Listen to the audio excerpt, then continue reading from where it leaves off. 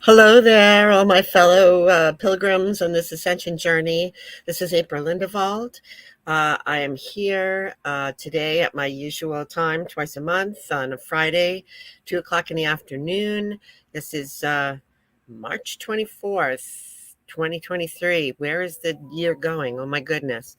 Um, I am not sure if anybody's going to be able to come to this. I know it's a busy time and a sort of a weird time of day, but I think it's going to be a really powerful session with Merlin because I can feel his presence very strongly. He is sort of, some of you who are studying with Rachel channeling and doing a lot of channeling yourself.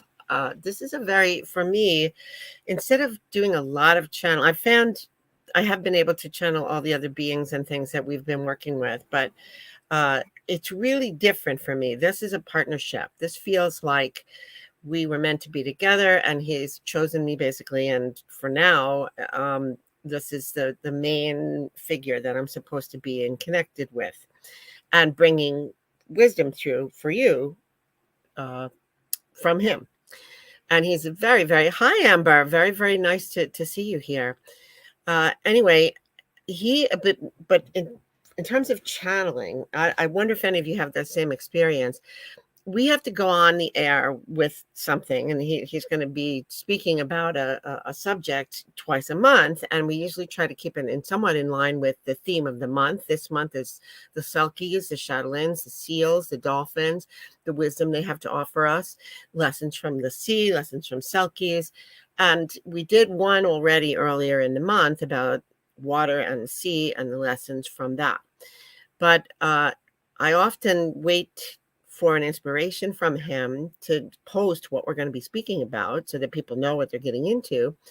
And lately he's been sort of like hedging about like not coming. Well, part of it is me not giving enough time to meditation, I suppose, but he won't tell me what we're going to talk about until almost the last minute, a day before, maybe a couple of days before. I'll get a hint.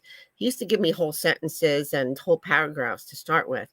I think it's now today he's like, "Hi there, Kristen. Very nice to see you. Yes, hi." It's just weird. I was just talking about channeling Merlin. He's been backing off lately, not in terms of being present, but in terms of giving me fair warning about what we're speaking about and advanced knowledge, advanced thinking about it and planning. I think he's doing it on purpose. I think he's trying to train me to let go and trust more. I feel his presence so strongly today. Excuse me. But I only have a vague idea of what he's going to speak on. And he keeps saying in my head, just get out of the way and let me talk. Just get out of the way and let me talk. And I know that's what he wants me to do. And my preference is, of course, I've always been somebody who has one hand on the guardrail, so to speak. So I kind of like want to know ahead of time, what are we talking about? What can I contribute? What do I know about this? Should I do any research? Nope. He just wants me to sort of have a vague idea. I say I got to post on the tag page what we're going to talk about so people know if they want to come or not. So he gives me like a vague idea. And today in particular, I know I know a little bit that we're going to be speaking about self-worth and self-love and self-care. And that is because if you did the attunement, or if you're about to do the attunement, you might know that the Selkies in the attunement, one of the main things that they were trying to attune us to was the idea of self-worth and reaching for the highest timeline for each of us for ascension that encourages self-worth. It's sort of like a back and forth. You can't have your highest timeline unless you overcome your obstacles that keep you from valuing yourself. And also, if you reach for your highest timeline, then you are boosting your self worth. And all of this is very important for our ascension because that's an important component.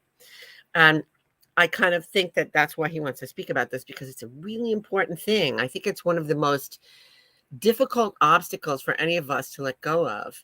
Um, I think like very probably few people are going to come to this today, and partly it's because it's at a weird time of day when people are working, and weird time of year when people are busy, but partly it may be because people are like, oh, self-worth, I hear about that all the time. Everyone's always talking, love yourself, love yourself. Right, I've done that work, I know it. I kind of think that that's what we think we don't need it. But those vestiges are very deep within us that keep us from really being free of self-judgment and criticism. And we learn it as a small child. We come in rather pure. We learn to criticize ourselves. We learn to hold ourselves accountable. Other people do it to us. We tend to try to derail that by doing it first.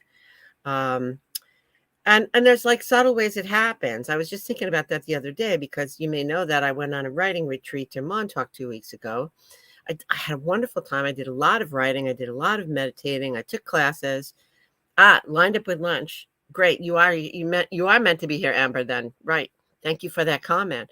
Uh, anyway, so I did a lot of writing and I was really joyful about it. I enjoyed it. And I got home and it's been 2 weeks and, I haven't written a thing. Why is that? It's not because I don't want to. It's not because I don't enjoy it. It's not because I'm blocked. It's because every other thing in my life, when I get home, in my mind, takes precedence. Everything that's about just me having a wonderful time and writing and creating and being good to myself and loving what I'm doing, that's got to be last on the list, and everything else has to come first. And I've always been like that, and I've worked on it, and I've tried to stop that, but it's really difficult because everyone has demands on you. You have to work for a living. If it's something that makes money, that's the top of the list. If it's something that helps your marriage, or that is for your children, or that is for the friend that needs help, or the thing that you're supposed to do um, to help somebody else out of trouble, or the housework, or the cooking, or the shopping, those all have to go first. They have to go first because they have to get done. They have immediate attention.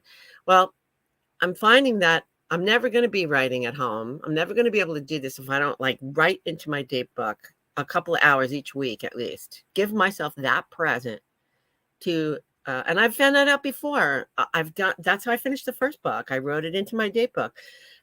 But did I learn the lesson? No, because there are still issues of self-worth that say to me what I need to refresh my soul and recharge my batteries is not as important as everything else in my life. What is telling me that? Why am I saying that to myself? And how does it affect my progress toward ascension? So I'm going to get out of the way, like Merlin said, and let him talk because I think he's going to have a lot to say about this. And hopefully it will be helpful and relevant to those of you who show up and those of you who watch this on replay at some other time. Okay, so I will take my water and then I will go in. It's not going to be hard because, like I said, I could feel him like itching to get in here.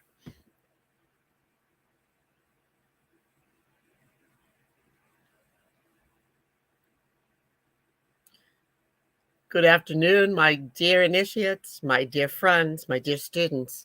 You know that I love so much speaking with you. I love so much helping to guide you and teaching you and leading you into insights of higher nature and higher perspective. I am very sympathetic to the place you are in your development and the way you see things because I have been there myself. It has been a very long time, I admit, but I remember clearly what it was to have an ego and to be ruled by that ego, to doubt myself, to have amazing abilities and powers and knowledge and still judge myself as inadequate. And this is a very difficult problem because it is a block to your rising in energetic vibrational levels. Self-worth. What does that word even mean? What is it? In bigger terms, when you look from above, there's no such thing. There is no such thing as self-worth because it is not an issue. It is not a question. Think about this for a moment. Animals, when they are existing, pursuing their existence on your planet, do you think they stop to think about if they are good enough to be there? Do you think they judge themselves and say, wow, my pile of nuts here is not as big as the pile of nuts of my neighbor. I must be an inadequate squirrel. I must be not good enough. I'll have to try harder. I'll have to work harder. My the bird who thinks perhaps that since he was not chosen first to be a mate, that he has no right to exist and will go into a sulk somewhere and commit suicide, perhaps. No, no, no. This does not happen. There is there is no consideration in the animal kingdom or the plant kingdom of any self-analysis that negates the creature's right to be there or their adequacy to be exactly what they are, or the quality of how they pursue their life and how they account for themselves. They do not believe they have to account for themselves. They do not see themselves as being judged every second. It is a waste of energy. Now, there may be varying creatures that have skill levels that are different. Perhaps some of the slowest runners may encounter some problems in their lives. Perhaps the slowest runners are the ones that are caught by the lions. But they are not spending time before that thinking of what crappy gazelles they are because they don't run fast enough. And perhaps they are the cleverest hiders. Perhaps they are the smartest at finding food. Everyone has different talents and they go about their business and they spend much time in play. They do what they need to do to survive. When they are hungry, they work hard to find food. When they are being stalked, they work hard to find deliverance from that threat. When they are cold, or pregnant, they look for shelter and they build their nests. They do what is necessary to keep themselves safe and fed, and in order to do everything physical that is necessary. But then they spend other time in exploring. Their curiosity is great. They play, they learn, they rest, they sleep, they dream, they do not judge. And it is so for most of the beings in the galaxy who are in different dimensions and who are not still in the third dimensional reality. That includes me and all your interdimensional guides from higher dimensions. It includes the angels. It includes many of the galactics who are working with you and the beings who exist in a multidimensional reality, such as the Selkies. It is very difficult for the Selkies to come and work at raising your self-worth and feelings of self-love, because to them, they hardly understand what that would be. Why would that be an issue? Why would it be a problem? Because they have never experienced an issue of self-worth. They do not question their right to be. They do not question the quality of how well they're doing it. And so we are unique in the universe in some ways because this is a creation of our egos. So beings with an ego, and an overactive ego at that, there are some beings with egos who have their egos in control so that they do not overwhelm the person's development, the being's development. But for Earth creatures, always and at this time, especially still in the 3D reality, the ego controls so much of your progress, your daily lives, your decision-making capacity, your choices.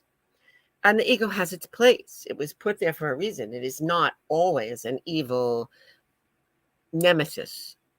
It was put there to help you, to help guide you into wise decisions, which would lead you to avoid choices that have poor consequences.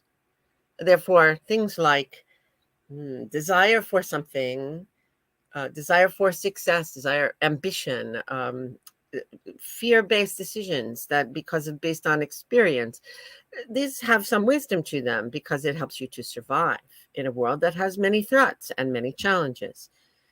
If you had no ego at all, well, we are working towards that. But in the three-dimensional existence, it was important to have something that spurred you towards reaching for your best self, to develop, to learn, to work harder, to gather enough nuts, to build your shelters. The ego helped you to know that when these things were necessary and that you should put your best effort into them. But the ego gets out of hand, and the ego continues to feed you with fears and doubts and desires to. The fear impulse also often urges you to be superior to your neighbors. In other words, there is a feeling of there is not enough for all. There's not enough for all. There's not enough to go around. And so, in order to succeed, in order to survive, in order to pass on your next generation, you need to be superior to everyone else. You need to have more. You need to earn more. You need to work harder. You need to be more famous or more revered. You need to know more. You need to be better at what you're doing. You need to be more attractive, of course, because you will not create a next generation if you are not attractive. You'll not be chosen. You will not be selected. And so these messages are bombarding you from your own ego, but then the society has taken this as basically put it on a megaphone, and you are being bombarded with messages from your very smallest, your very earliest years as a child. You will be hearing from every side these messages from your family, your friends, your school, your television sets, your media, that it is important for you to strive to be better all the time, that you must be improving yourself at all the time, because as you are not good enough, and you will not make the grade. You will not survive. You will not have a good life. You will not be chosen. You will not be loved. You will not be attractive. You will not be successful. You will not be able to take care of yourself. You will not have all you need. Well, this is a message that is false. The core message of do your best, be your best, reach for what you love,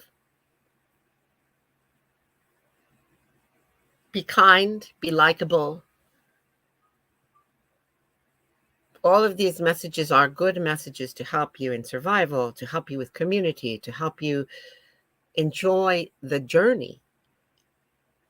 But they have been warped and perverted to tell you that nothing you do, nothing you strive for, nothing you believe about yourself is good or sufficient.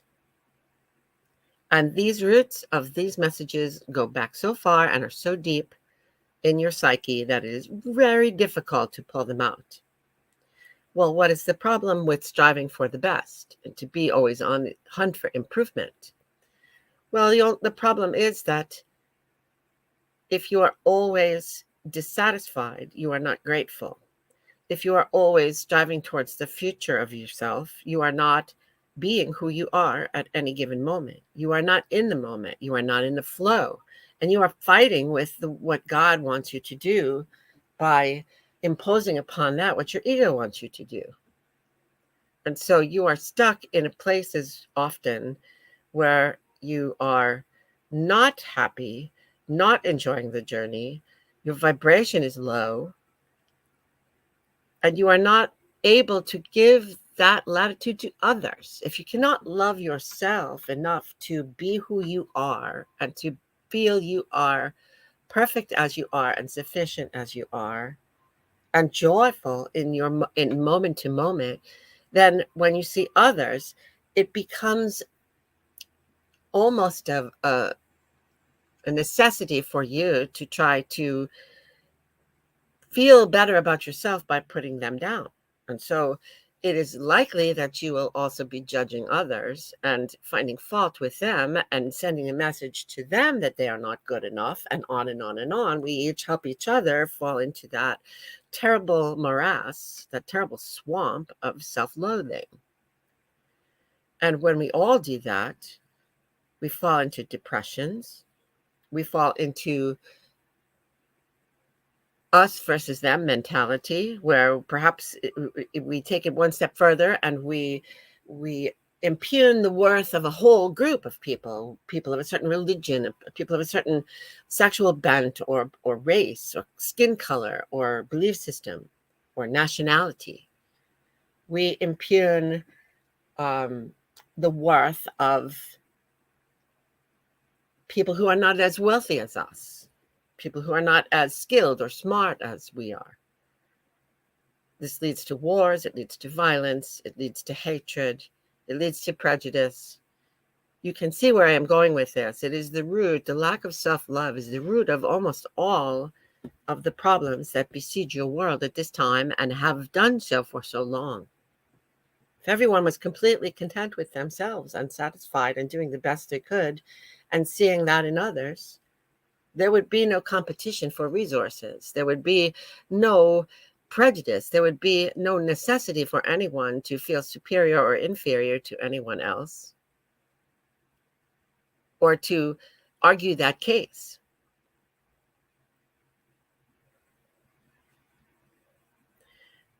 There is a famous Bible verse, our beautiful Master Jesus said once during his Sermon on the Mount, the Golden Rule. Then he was asked, what is the most important thing? What are the most important thing for a spiritual person to do, to believe and to do in their journey to please God? And he basically said that all that is necessary was to love the Lord your God with all your heart, all your mind, and all your soul, and to love your neighbor as yourself. And this has been taken as a great rule, a great instruction by the master, which is a good thing, except that it has been largely misinterpreted. Loving God with all your heart, mind, and soul only means to be grateful and aware that you are created by source energy, and that it is perfect, and that it is built on love, and that it is glorious and beautiful, and that you are part of it and connected to it, and that it is the source of all things and the most important driving force in your life. And when it says to love your neighbor as yourself, churches have always, and religions have always focused on the love the neighbor part. Yes, this is important. They always say, love your neighbor as yourself means don't be so selfish. Don't be so self-oriented. Do something for someone else. Help out those that are less fortunate than you. This is good. This is very good. Of course, we want to do this. But inherent in that is something about how we should love our neighbor maybe more than ourselves. We forget to say that part of the message is to love oneself. First, love oneself, and then love one's neighbor. Love one's neighbor as oneself. Love oneself, love one's neighbor. Love everyone.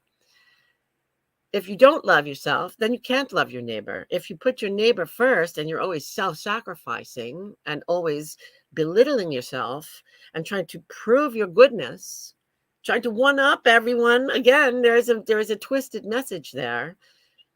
It is, in fact, the exact opposite of what is meant, because when people try to prove that their spirituality is better than others by being good to their neighbor and not good to themselves, they are falling into the trap of ego once again.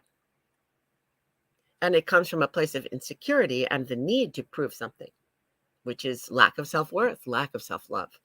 And if you have lack of self-worth and self-love, then how can you love your neighbor as yourself? If you love your neighbor the way you're loving yourself, you do not love your neighbor then. Does this make some sense?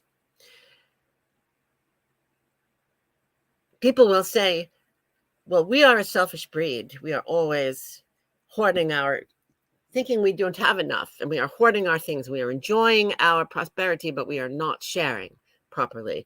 We are not being moved by the suffering of others. We are not giving enough. Be less selfish. Be more giving. But are we really all that? I mean, that's maybe true on one level, but when we hoard, again, it is the exact opposite of the message. What people call as selfish is coming out of fear. Selfishness is the conviction that God will not provide, or God will not continue to provide, or that you may have been prosperous as an accident of fate and it may never come again, and therefore you need to hold on to everything with a death grip and not share. There was a wonderful post. This channel remembers. This channel remembers something that was posted on the social media during the pandemic that you are all very familiar with, I am sure. That there was a moment where supplies were very much in short. It was difficult for people to get what they needed because all the supply chains were broken, and some still are. But remember the time when there was no toilet paper? I say these mundane things because I know it is a staple of modern life that you need toilet paper to feel comfortable in your existence. And there was none to be found, and people were going to great lengths to find it on the internet and import it from other places and make it out of things for themselves. And they were very panicked because if there was no toilet paper, then the whole world was coming to an end. Truly, that was a bit of an overreaction. But the Post said something like, if there is suddenly a store that has toilet paper, there are two kinds of people.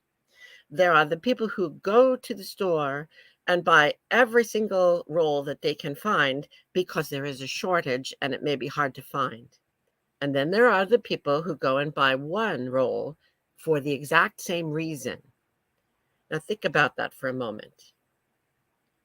The people who buy one understand that if there is a shortage, they need to think of the entire community.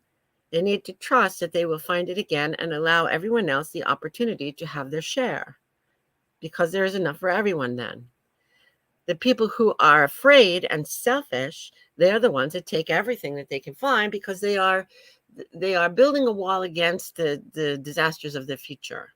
They're afraid they will never be provided for again, and therefore they will hoard what they think they need against the possibility that they will never find it again. And they could not be less bothered about anybody else's problem. Everyone else's problem is their problem, and it's not their problem. They're not loving their neighbors, but they're also not loving themselves because they do not think that they deserve to be the beneficiary of God's goodness every day. They do not believe or trust that they will be provided for in the future.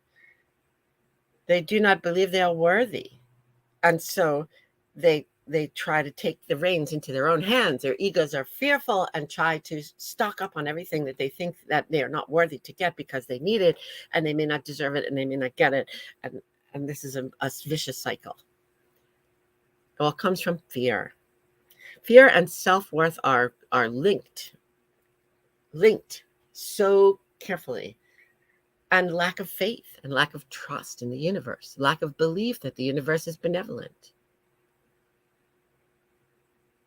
The squirrels we spoke about in the beginning, they do store their nuts up. They store the food that they find for the future so that they can provide for themselves. But they do not panic or stress, and they do not take more than is needed. And they trust that should something happen to their stashes, they will find what they need. They will be provided for somehow because nature is good. Nature is benevolent. Winter is tough. But there is a certain degree of trust and of just enjoying the now, enjoying the moment of now. If you are obsessive, you must prepare for the future. But if you're obsessive about the future, and if you only imagine worst case scenarios, the worst case scenarios will be drawn toward you because that is the law of attraction. Now I'm actually wandering far afield of our subject. I will bring it back to each person's individual worth. Your goal as a seeker, as a light worker, as a beacon for others, is to learn how to value yourself just because you are a piece of God who has been created in perfection, who is enjoying a journey through Earth's garden in this incarnation. You have inherent worth. There is no original sin. There is original glory. There is original beauty. There is original love. How can God create all of this beautiful, intricate, complex kinds of creatures and beings and interactions and ecosystems and planets and spinning cosmoses. How can he create all of this and not love it dearly? We are loved, and we are channels of that light and love. And we are exactly who we should be and what we should be at any given time. There is no need for that inner critic. I've heard that word among your society. The inner critic, the voice in your head, which belongs to your ego. There is no need for that critic to have any power in your life.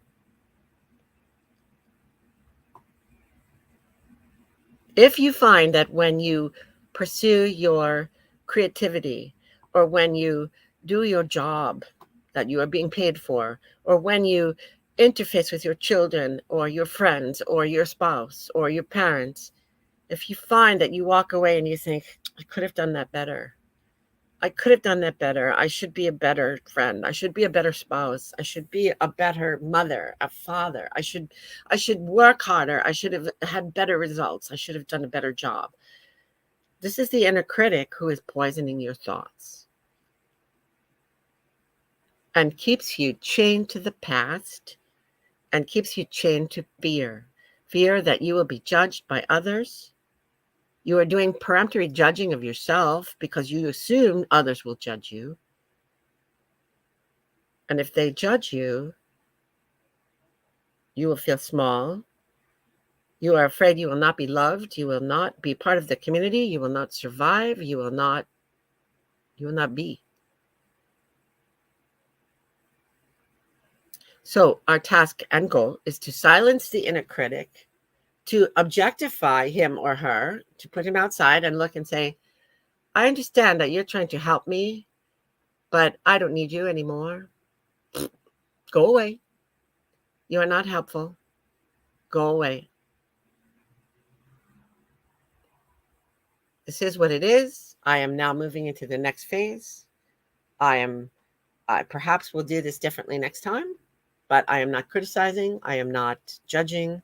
I am being in this moment and moving into the future. And with everything I learn, every experience I have, I evolve. And I am more loving, more wise, more joyful, more grateful. And I am exactly who I was meant to be. And I am doing what I should be doing. And I am allowing my heart and my heart's wisdom to guide me as to how I should be spending my time and what I should be giving myself and what I should be doing. The shoulds, of course, are should is a very bad word because it implies that someone else is judging what is the best for you when only you and God know that. Your soul knows that. Your self-worth, when you come into this world as a baby, oh, the wonder of it, the wonder of being in a body, of having all that sensory stimulation.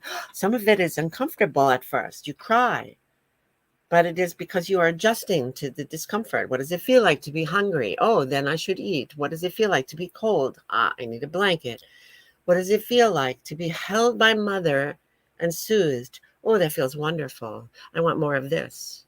You are being taught, you are adjusting, and you are looking around and seeing the wonders of nature and the wonders of human contact, the wonders of the world, the wonders of possibility and the smells and the tastes, the colors, the sounds. First music, first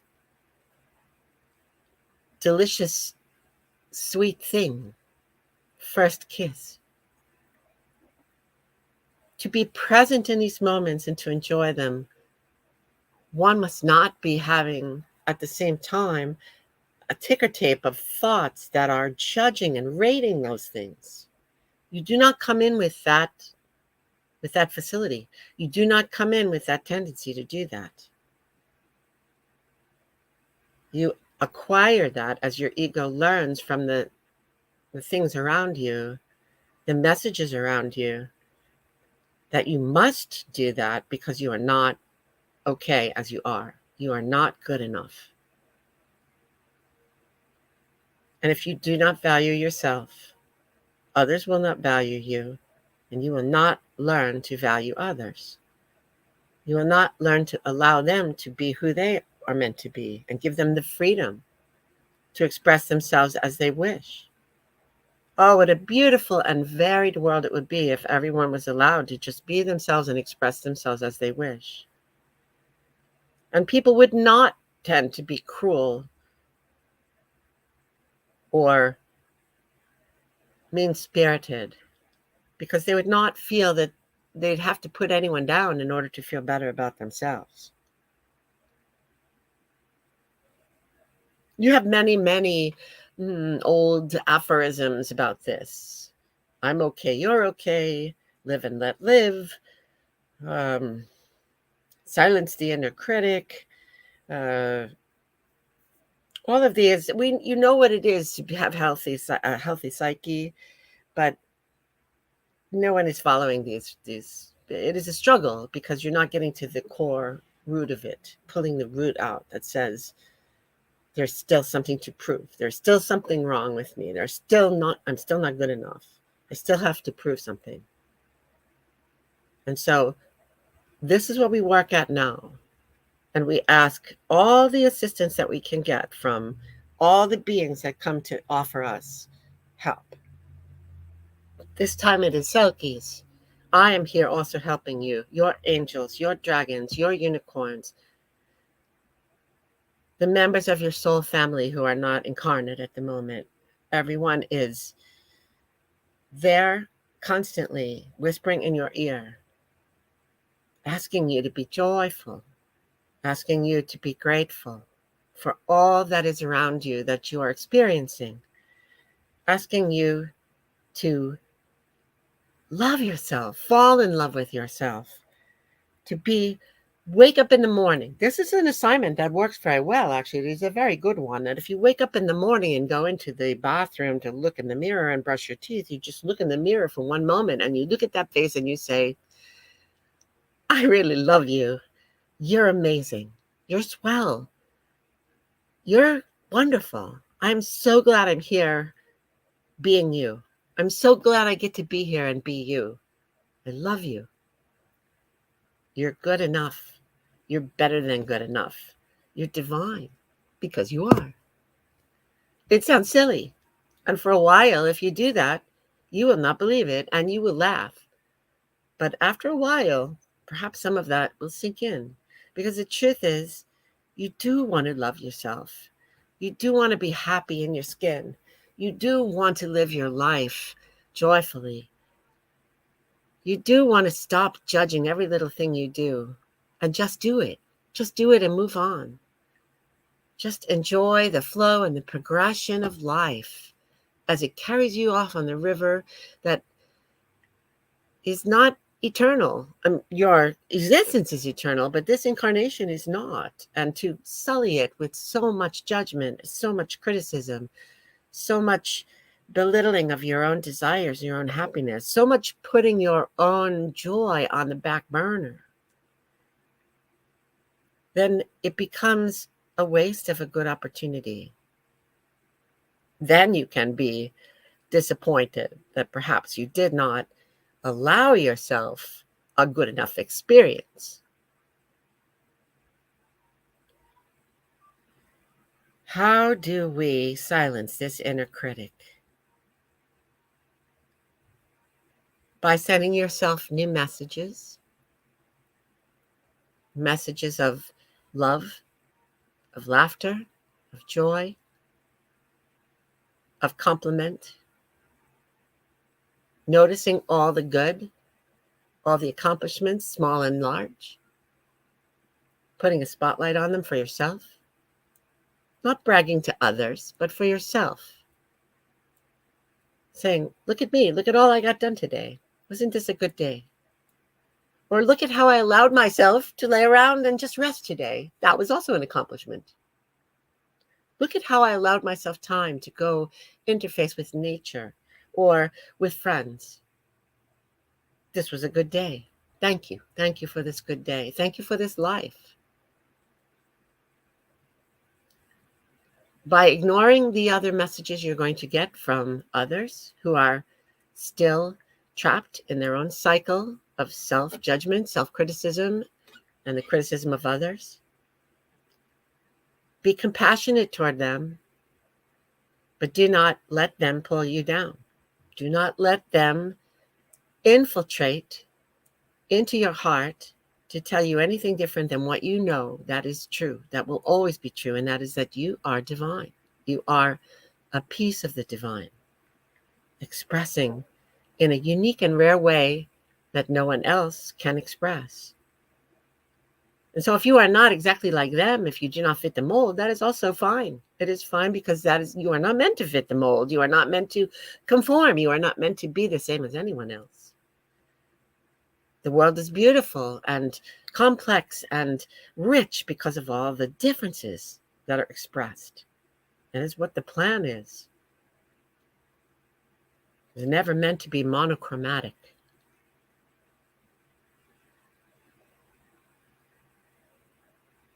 Appreciate your uniqueness. Do not listen to all those messages of negativity. And then when your own inner critic surfaces, because it will take quite a while to send him on his way, notice, be aware, and fight back. You'll hear, I really blew that. I did a bad job on that. And then you'll say, you know what? I don't need to hear this. I'm fine exactly as I am. Be gone. Be quiet. Be gone. And you will find also, as you begin to value yourself, really value yourself, really feel that if you love yourself, you will be a better person, a happier person, a person that exudes light and love and joy more for your family, for the friends, for people around you, who will be happy to be in your presence because you'll be radiating a sense of contentment and serenity and joy and peace. You will not be constantly embroiled in struggle and inner criticism and doubt and fear, but you will be radiating confidence and joy. You will help them to find permission for themselves to do the same. And you will find more time. You will make more time to do the things that make you happy and joyful, to engage in the activities that are not about should, but are about desire and refreshment. And so you can see that it is not being selfish to allow yourself time for fun, for creativity, for meditation, for rest, for friends, for social interaction. It is not selfish. It is actually charging the batteries within you that you are naturally given so that you can shine out more brilliantly in the world as a model and a beacon of peace and serenity and centeredness and fulfillment. And as that emanates out,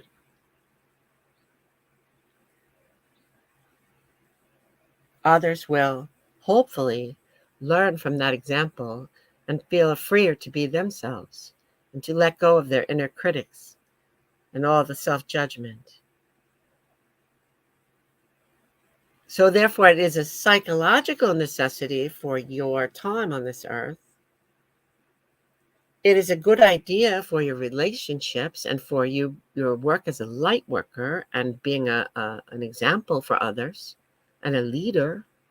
And it is also a cosmic necessity because you cannot bring into the fifth dimension heavier energies than will pass through the gate. You know this. You are going to a dimension which is lighter and finer and higher vibration.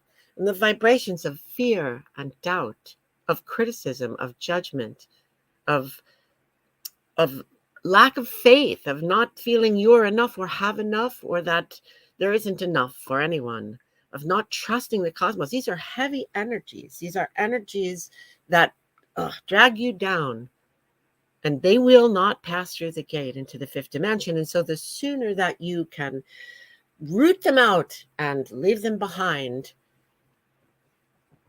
the better it will be for the whole planet and for certainly yourself. So this is an important lesson I wish to spend some time on with you, because this is not an easy task when you are constantly barraged from childhood with these messages that are opposite to this. It is perhaps difficult to turn the tide and see things in a different way, but you will do it, and you can do it, and you must do it. And you will love doing it, because every brick that you take off of your shoulders that is weighing you down, you will feel that much freer. Every chain that you cut from around your ankles and your wrists, you will be able to rise up higher. Every doubt and fear and self-judgment and self-loathing that you leave behind, you will be so much freer and lighter and more happy and more calm and more able to cope with all of the things that you must cope with in everyday life here in the third dimension.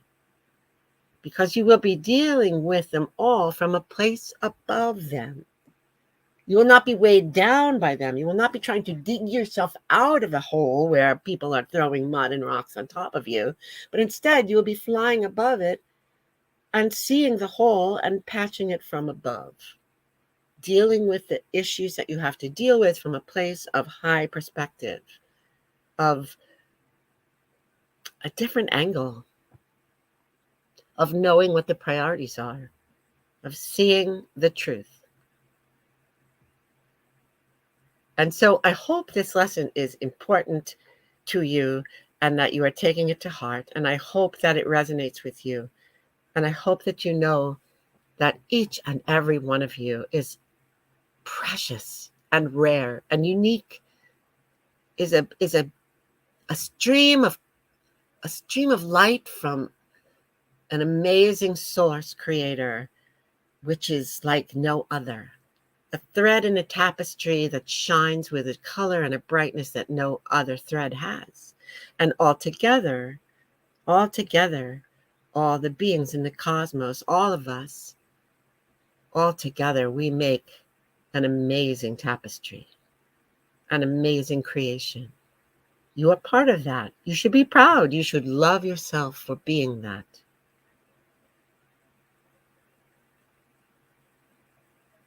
And you may say, but I make mistakes. I fall down. I do stupid things. I may, you know what? If you try something like try drugs or alcohol, if you've made a mistake, if you've been unkind to someone, if you've lost something, it's not. Don't think of it as a mistake or something to punish yourself for. Think of it as part of the experiential journey that is teaching you. I came to this earth, I explored something, I found that it had a negative consequence. I decided not to deal with it anymore. Look at me, I learned something wonderful. I had an encounter with another person. I was not as loving as I could have been. I learned that that is not a way that I enjoy feeling. I will be more loving next time. Look, I have learned something. I have grown. I have expanded my heart. This is the journey. This is three-dimensional, time-based cause and effect. Now, past, present, and future journey of 3D. But if you have the moment of something that makes you feel uncomfortable or sorry or like that it is a mistake, and you linger in it and you stay there and you go back to it constantly and you beat it over the head and you say, But I was unkind, but I was unkind, but I was unkind. How am I ever going to get over this? How am I ever going to fix this relationship? Well, that is just being stuck in the past. It is being stuck in that moment. And now you cannot congratulate yourself for learning something and expanding because you have not moved on from it. It is all perspective. It is seeing that the worth is always there. Your worth is it's a baseline. Your self-worth, your gloriousness, your wonderfulness, your perfection, your godlike being is always there. It is the baseline. And everything else is an experience that you are experimenting with on top of that. You don't go below that, except that you believe you do, and you drive yourself into torments. It is so sad. The saddest thing for us here to see is human beings who torture themselves with self-judgment to a point where they can no longer even stay here, or they escape into very activities that are very self-destructive. And even then, a self-destructive activity or a suicide or someone who just cannot cope and falls into a terrible depression and cannot stay here, even then, when they leave this life, they can look back and say, I did some experimenting in that lifetime and it was not comfortable and I've learned something. And the next lifetime, I will not do that again. I have learned something. I am proud of myself for expanding my horizon of what is possible. What is truth? What is good? What leads me to what I truly want, which is a feeling of peace and love and connection with Source. And so we do not even judge you for lifetimes that are ill-spent, because they are exploratory lifetimes. They are lifetimes of learning. They are lifetimes of challenge, of sometimes severe challenge that you have chosen for yourself.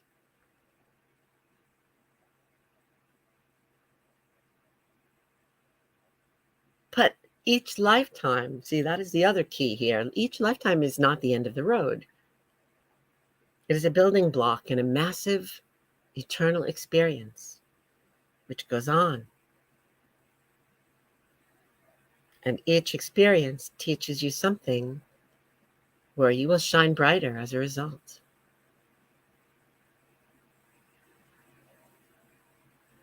And knowing always that underneath it all, you are perfect, you are loved, you are never, ever rejected.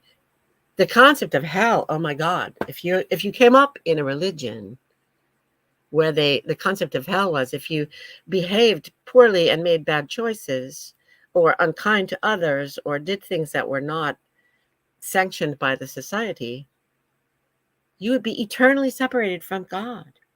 Eternally separated from God. How could that ever happen? You are part, God streams through you. You are a part of God. You lose your memory when you come here. There is a veil placed in front of you so that you have a shot at learning without always feeling completely connected, because makes the experience more intense. That is the experiment of Earth, to have that veil, the amnesia on yourself, so that you don't always know the experiences of your soul and who you truly are. But you are taking off that veil. You are in the vanguard of those who are saying, we do not need this veil of amnesia anymore. We are ready. We are ready to know who we are. We are ready to be sons and daughters of the Most High. We are ready to be part of the intergalactic community.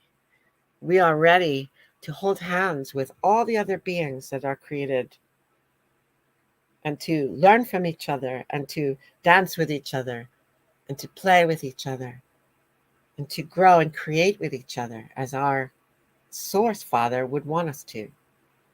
We are ready to know. We are ready to come out of our amnesia. But even amnesia is not ever being separated from God completely. There is no hell. The hell is what you put yourself through when you start criticizing and judging yourself and forgetting self-worth. Remember, the bottom baseline is you are perfect, you are loved, you are God, you are divine. You are never, ever separated from Source, unless you separate yourself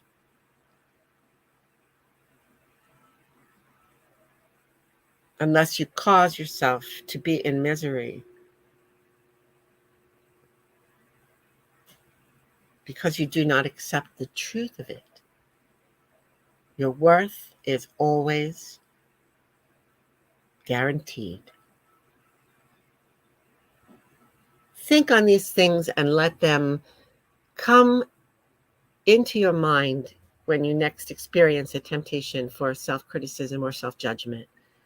Remember what I've said to you, and allow it to change your perspective for good, so that you may be a beacon of self-love, self-worth, calm, serenity, peace, and joy in this life experience on the earth that others may also learn from. Your success in this gives others freedom to also be successful and change the entire culture. This is our goal, and this is what we will help you with. And when you feel pulled downward, when you feel badly about your behaviors, yourself, your circumstance, call upon us. Call upon us to remind you of who you really are and how loved you are. Know that you are not alone. You are not judged. You are not rejected. You are not cut off from your source, from the light, ever. And do look in the mirror every morning and tell yourself how wonderful you are. You will be surprised how much of an impact that could have on your day. I will yield back to the channel, and we will see if there is more that can be done in this session.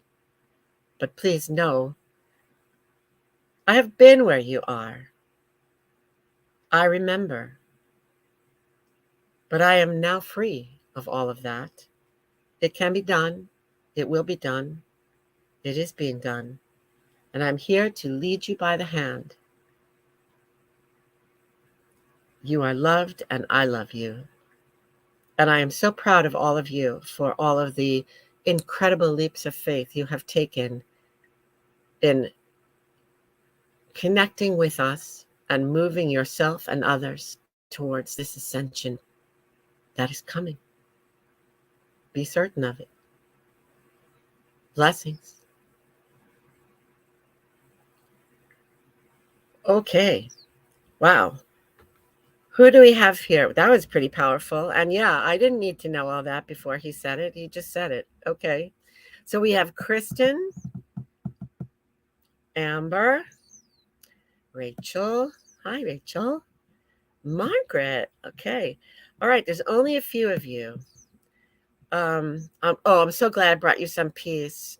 That's wonderful that everybody felt something from it.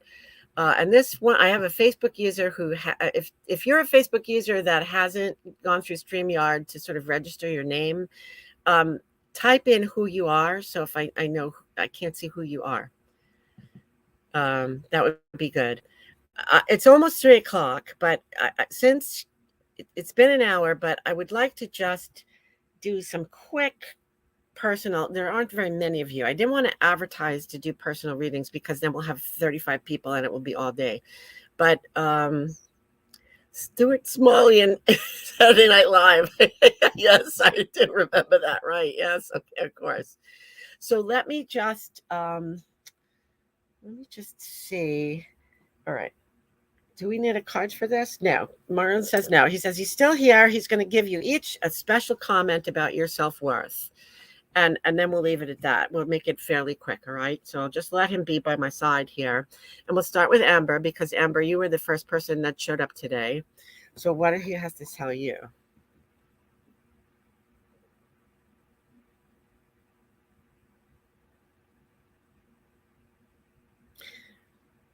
So he says that, Amber, for you, you have a tendency to want to please people. And it is people that make you, it is people that rattle you from your position of faith and trust in yourself. It is other people's comments and the messages they give you. And he says, you must build a light shield around yourself Walk out into the world every day with a shield of light around yourself and take your dragon with you.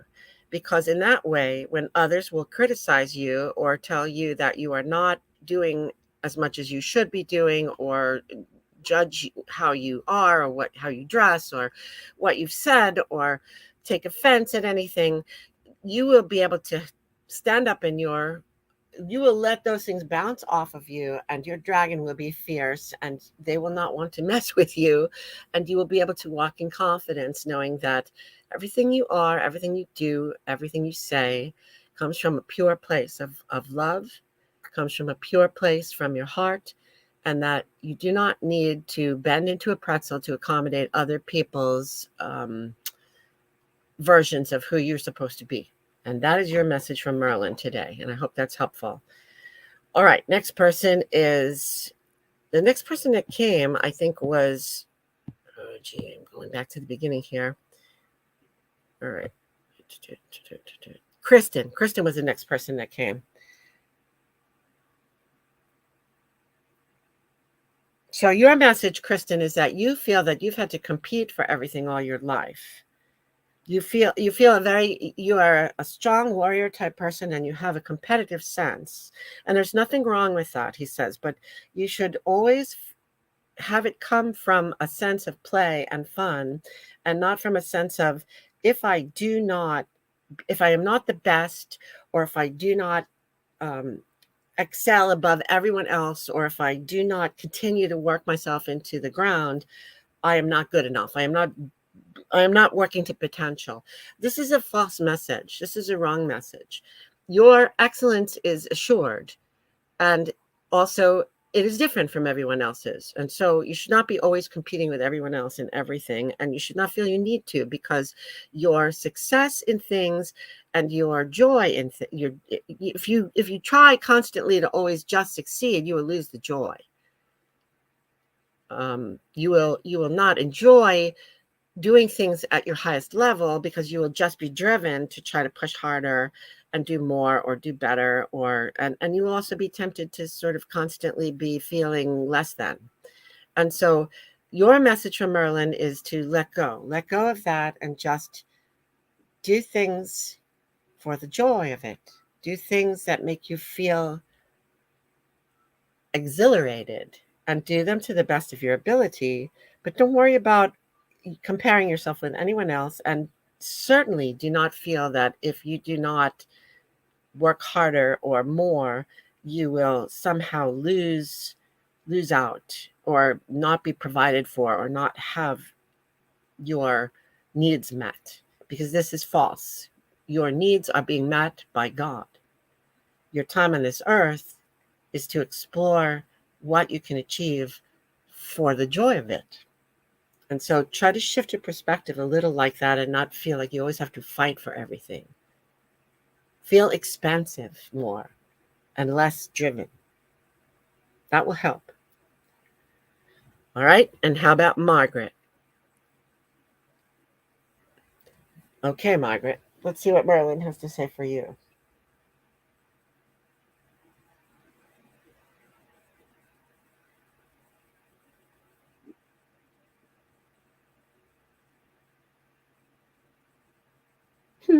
Margaret, he's funny with you. And I feel a kinship in a sense, because he's saying you're doing what you can. You already have identified this as an issue, and you're working at it. You are working to try to ignore the negative messages that come after you, but also ignore your own negative messages. You're trying to sort of rise above them. And he says that you need to walk around all day singing something or whistling something, and put your own words. It doesn't have to be great. You're not, and again, no judgment. Even if you think you can't sing, that is not important, because it's not that. It's about making life a game a little more, and singing things to yourself, like, it's a great day, it's a great day, I'm having so much fun, I'm enjoying my life, I am amazing, look what I just did, I just found a dime on the road, I just did something wonderful, I smiled at someone, and just sort of like, you don't have to do this in public to anyone, obviously, but saying that you have to make yourself giggle a little bit more. You have to take it out of this realm of the serious, and you have to remind yourself of how lucky we are all to be in this world now, enjoying the time we have, because it's limited. None of us know when we're going to be going or leaving. And so make it fun. Make it, you need more fun, and you need to make it fun, and you can do this. It is a way that you can fight these 3D messages. All right. And the last, I think there's somebody else. Let's see. I got a Facebook. I have a Facebook user that I don't know who it is, unless it's Chris. It might be Kristen.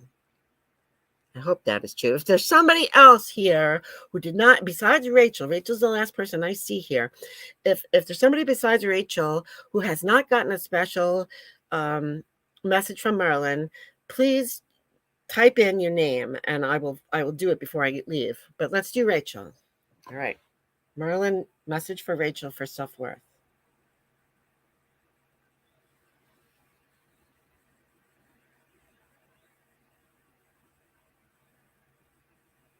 Merlin says you're not going to necessarily like this message, but you already know it. Rachel, I'm sorry.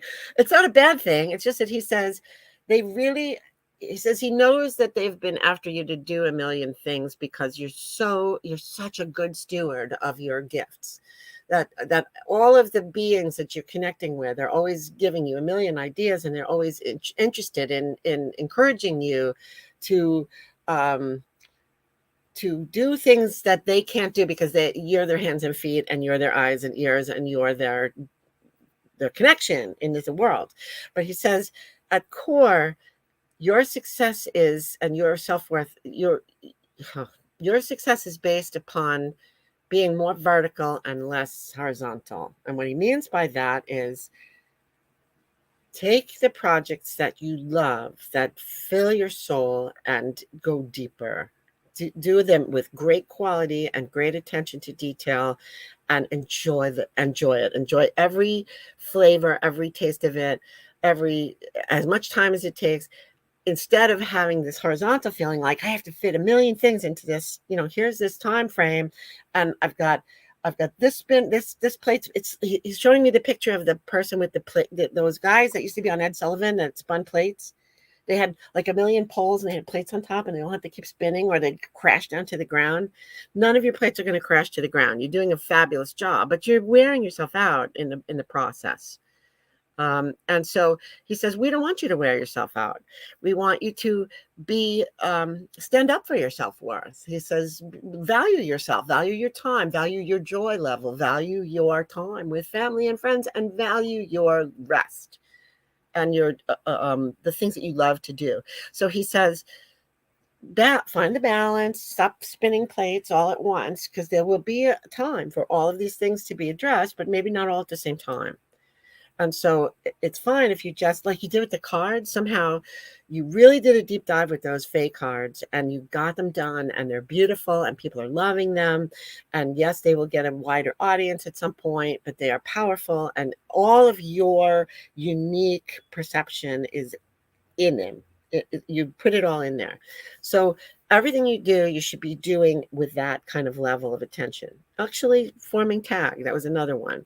But be careful about like being so horizontal that you can only touch gently on each thing. And it's not as, first of all, it's too stressful for you. And it's also not as, it's not as much you as, so far, like, I don't think you've really slighted anything, because you're just like slighting yourself instead. So that is not allowed anymore, because self-worth also means self-care, which means take care of yourself, which means do things that make you happy enough times. I should listen to this message myself. Also resting enough, and play, and connection with your loved ones. And so it's really a gentle message, because he says you're doing like an amazing job, but he wants you to think vertical, not horizontal. Remember, horizontal spreads everything out, and it's too shallow. Vertical means, okay, this is what's up now. This is what's up now. And now I'm going to go deep into it, and now make it really amazing, because that's the potential you always have. Alrighty, new comments. Let me just check. There's some new comments. I'm just checking. Amber. Okay. Okay, Kristen, good. Oh, Annette. Okay, we got one more person. Annette Gooden. Hi there, Annette. So glad that you typed in. Let me just give you a quick message from Merlin, and then we'll wrap this up. All right, these messages are his suggestions to each of you about how you help your self-worth, how you help feeling good about yourself and silencing the inner critic and the outer messages of criticism. All right, this is Annette.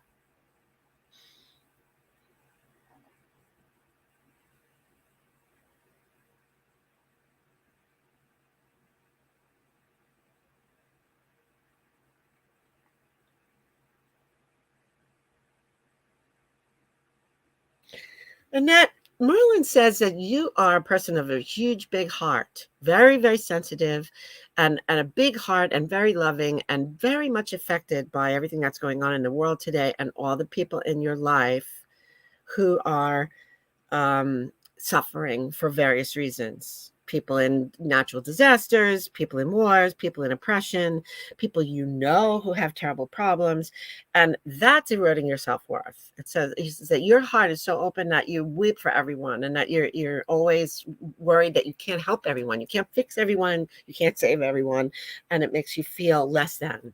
It makes you feel, look at that. You're listening from your classroom at school. I don't know if you're teaching or taking the class, but if you're teaching, that shows that you're giving your wisdom to others and you're caring for others. So Merlin says, for you, the task is to feel the compassion you feel, and then don't understand that it is not for you. Every one of those souls has chosen to have the path that they've had. They're having the path to go through the challenges that they're going through for a reason. And yes, we should have compassion and we should help where we can. But you don't have to feel it's your responsibility to lift everyone out of their poverty, or everyone out of their problems, or everyone out of their misery. And so he says, this affects you. It affects you deeply. And it is laudable, but it is not helping you. So again, there are a couple of things you can do. First of all, realize that it's not always your job to fix everybody, and that there is a reason for them to have this experience. The second thing is that if you do want to help, you are learning to use energies. You are learning to just bless people with intention.